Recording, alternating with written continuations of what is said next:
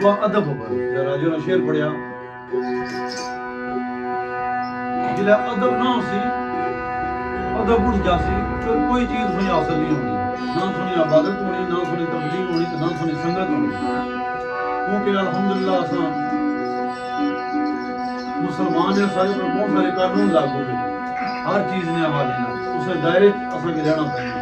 इस बारे आजकल के काफी रंग तब्दील कर गई साड़ी है सकाफत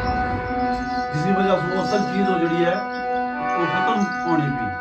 लेकिन चलो ये इंटरनेट की सहूलत आ गई असा ये कमरे के बेच आ गई अपनी सकाफत ना इजहार कर सकते हैं उसकी प्रमोट कर सकते हैं जो सामने मशहूर है इस हवाले ना कोशिश करने हम सही है